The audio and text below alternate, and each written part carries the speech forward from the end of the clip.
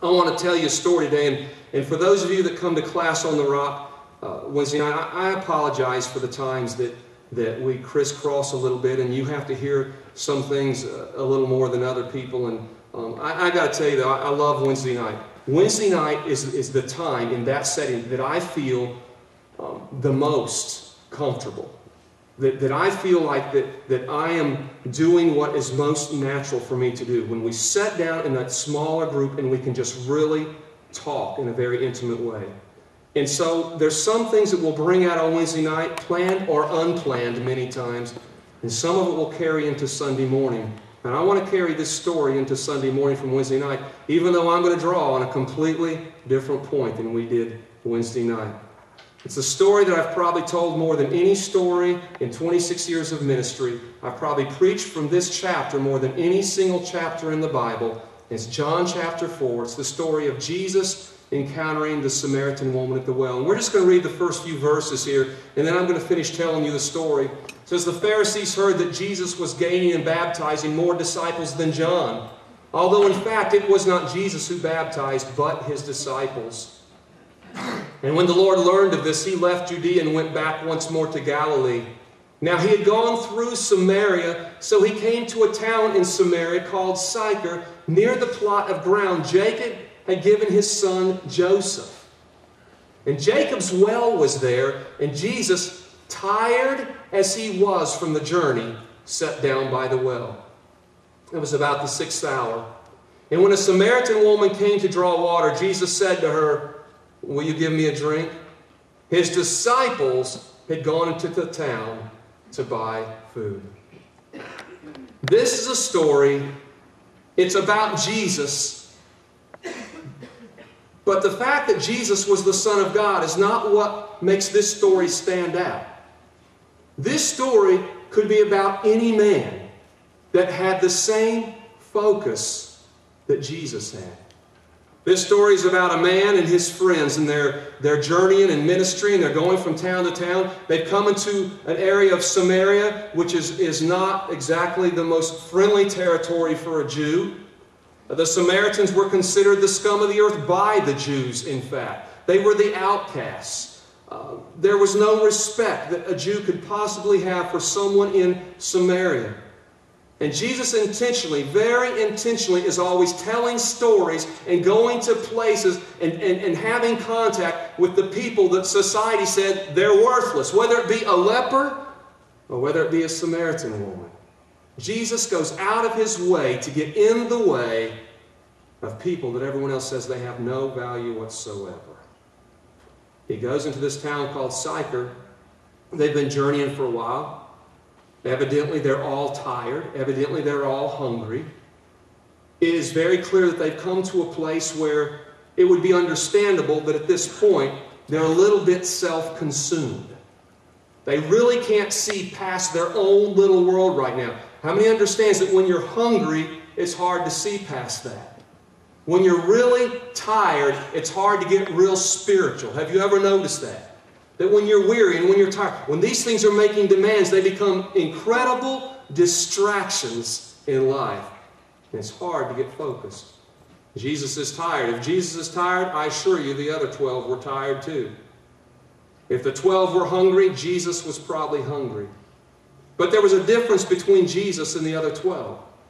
While the other 12, tired and hungry, became very self-involved with their personal need, Jesus, not just the King of Kings, but the King of opportunists, is looking for the possibilities of what could happen in this little no-name town, in an area that is an outcast of society. He still knows, if I look, if I see, if I've got vision for this town, I'm going to see something possible that nobody else saw as possible. I'm going to see an opportunity that nobody else saw.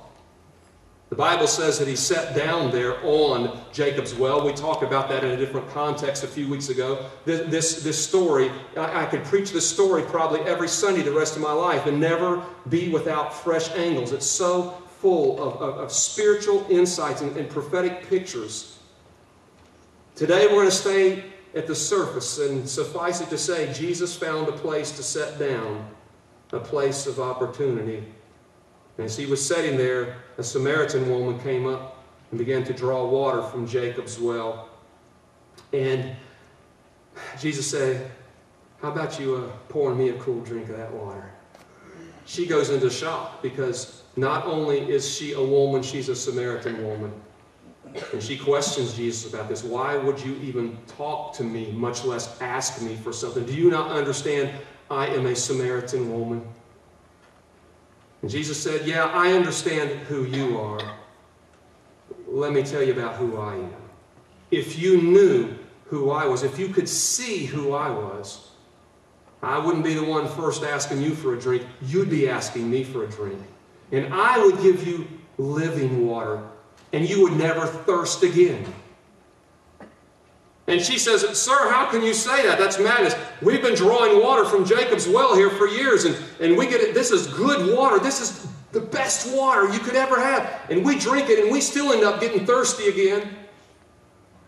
Said, I'm telling you, if you were to ask me, I would give you a drink, and you would never thirst again. She's confused. How can this be?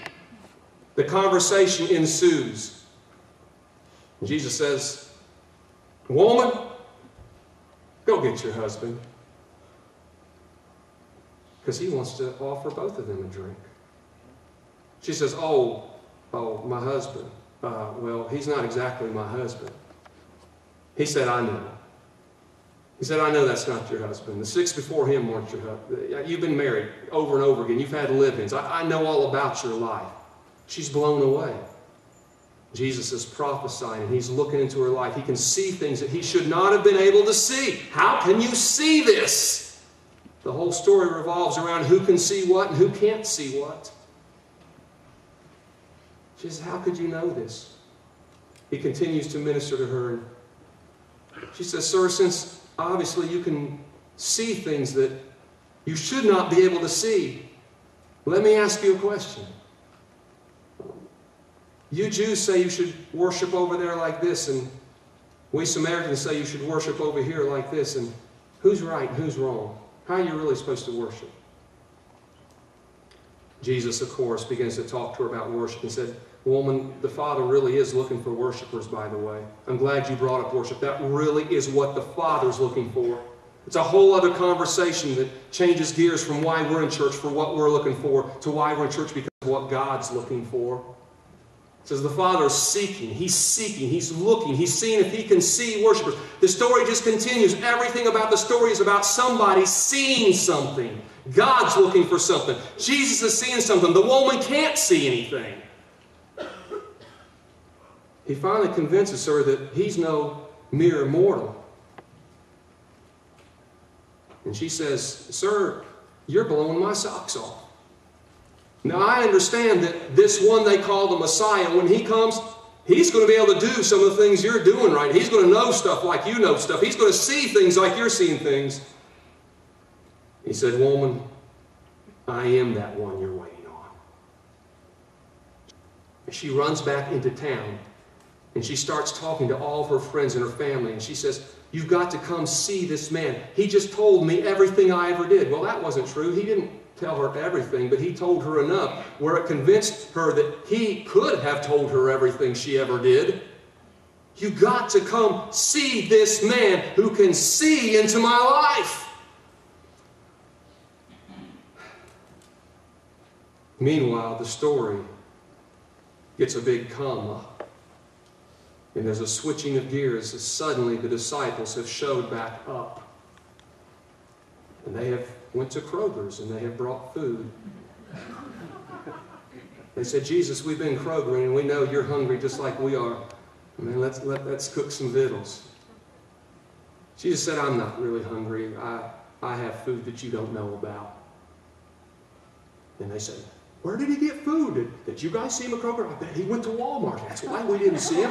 He obviously, they could not see what he was saying. They heard what he was saying, carnally speaking, but they could not see. They had no insights to what he was saying. Just like many of us can read the Bible and read the very words of God. And it's like we carnally understand what those words mean, but we can't see what God's trying to say to us.